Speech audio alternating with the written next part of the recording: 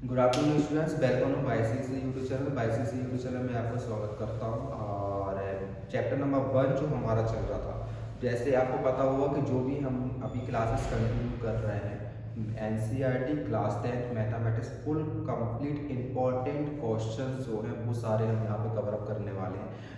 पिछली क्लास में मैंने 1.1 के जो भी क्वेश्चंस थे उनको मैंने करा दिया था, जहाँ पे हमने एलसीएम एचसीएफ के बारे में पढ़ा है, प्राइम नंबर पढ़ा है, ठीक है।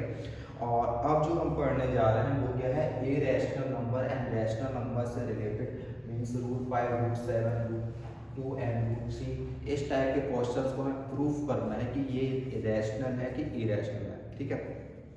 तो जैसे यहाँ पे एक क्वेश्चन लिखा हुआ है, prove that the following number are irrational number. तो यहाँ पे हमें इन नंबर्स को प्रूव करना है कि क्या ये इरेशनल नंबर है कि नहीं है।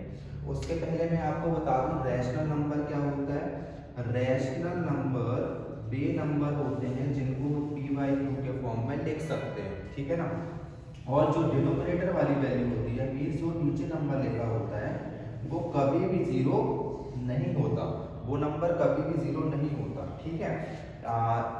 आपने देखा होगा किसी भी नंबर को आप जीरो से डिवाइड करेंगे तो वो उसका रिजल्ट क्या आता है, इनफाइनाइट आता है। या फिर अगर आप कैलकुलेटर में करते हो तो वो क्या बोलेगा, any number can't be divide by zero और it can't be divide by zero ना, इस टाइप से आपको आंसर देखने को मिलेगा, ठीक है। तो कभी भी जो नीचे वाला नंबर होगा मीन्स डिनोमिनेटर की वैल्यू जीरो नहीं होगी।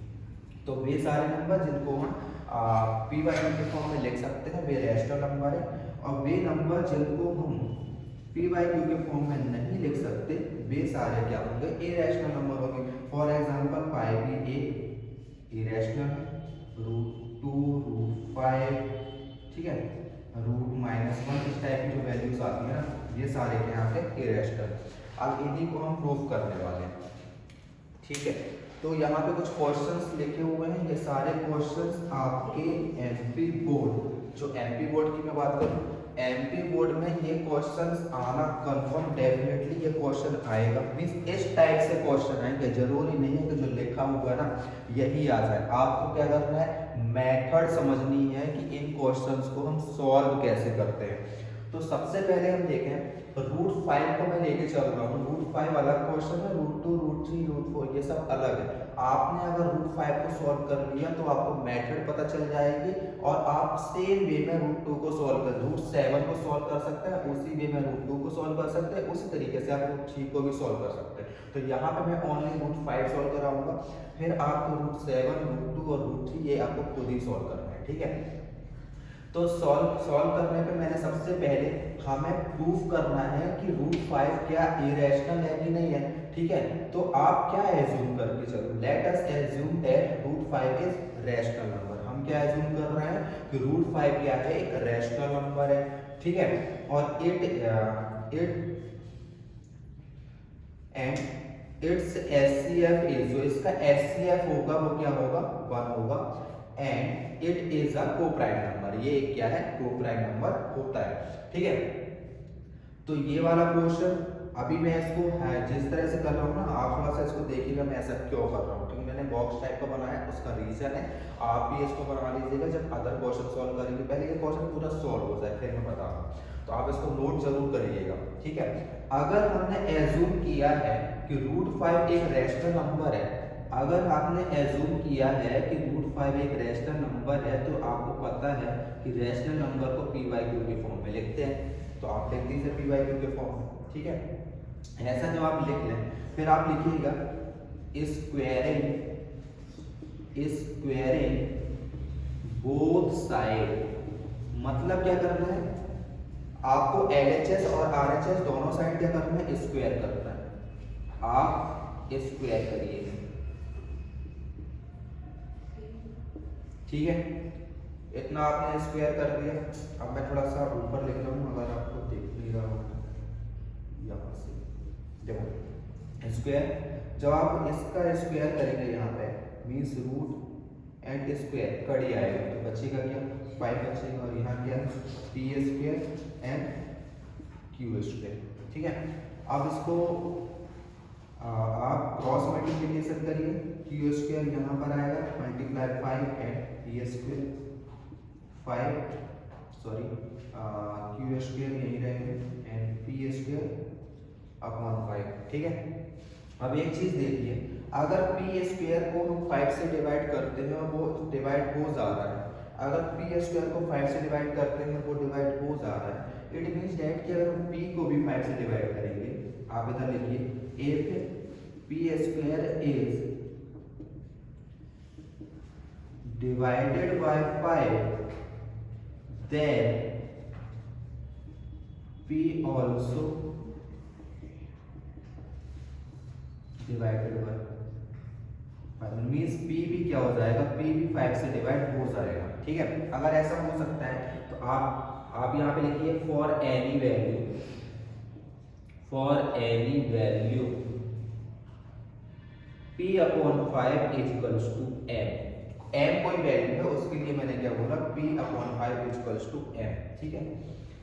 अब p अपॉन 5 का ट्रांसपोज करिए, मीन्स क्रॉस मल्टीप्लिकेशन करिए, तो यहाँ पे देखिए आपको p की वैल्यू मिल रही है, क्या मिला, p is equals to 5m, p is equals to 5m, ये पूरा आप लोग नोट डाउन करिएगा, है ना। p is equals to 5m। अब हमें करना क्या है, जो p is equals to 5m आया हुआ है इसको हम पुट अप करते हैं। कहाँ पे पुट अप करते हैं, मैं इसको इक्वेशन नंबर 1 बोल दे रहा हूँ, ये हमारा इक्वेशन नंबर 1 है, इसको हम p की वैल्यू को लेते हैं और इधर पे पुट कर रहे हैं, ठीक है। थोड़ा सा मैं इधर पे स्पेस बनाऊंगा सॉल्व करने के लिए, आप लोग इसको नोट डाउन कर लेते तो ज़्यादा बेटर रहेगा।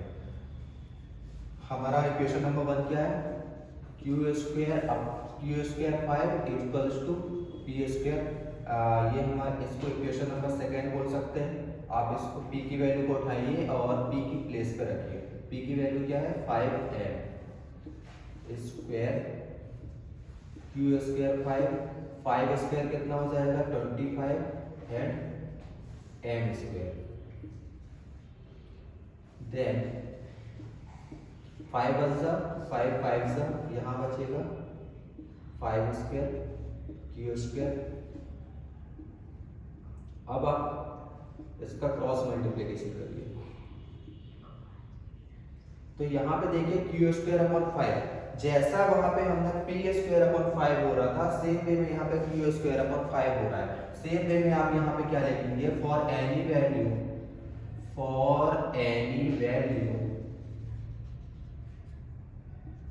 Q upon 5 is equals to n कर ले रहे हैं, यहाँ पर आएगा 5n,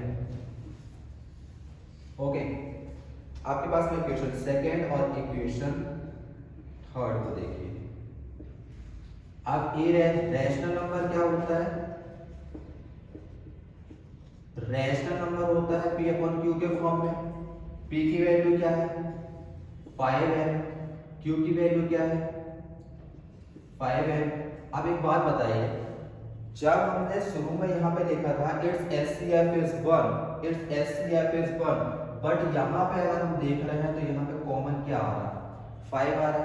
इट मीन्स डैट कि जो आपने एज्यूम किया था ना, आपने क्या एज्यूम किया था कि √5 एक क्या है रैशनल नंबर, मतलब आपको प्रूव करना है कि √5 एक इरेशनल नंबर है, बट आप एज्यूम क्या करके चल रहे थे कि √5 एक रैशनल नंबर है। बट जब हमने इस पूरे क्वेश्चन को सॉल्व किया तो यहाँ पे देखना एक कॉमन नंबर आ रहा है, वो है आपका क्या 5 है, बट होना क्या चाहिए था 1 होना चाहिए था, बट आ क्या रहा है 1 होना चाहिए था, आ 5 रहा है। इट मीन्स डैट कि जो हमने एज्यूम किया था कि √5 एक रैशनल नंबर है, बट वो क्या है √5 इज अ इरेशनल नंबर, ठीक है।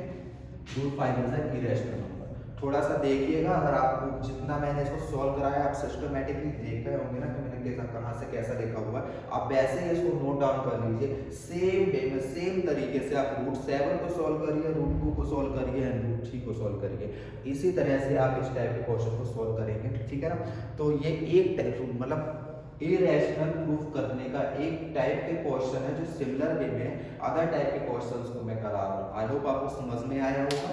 इस टाइप के क्वेश्चन को मतलब प्रैक्टिस करिएगा क्योंकि ये इंपॉर्टेंट है, ठीक है। और अदर टाइप के जो थोड़े से क्वेश्चन है 2-3 क्वेश्चन वो मैं आपको नेक्स्ट वीडियो में करा दूँगा। Thank you.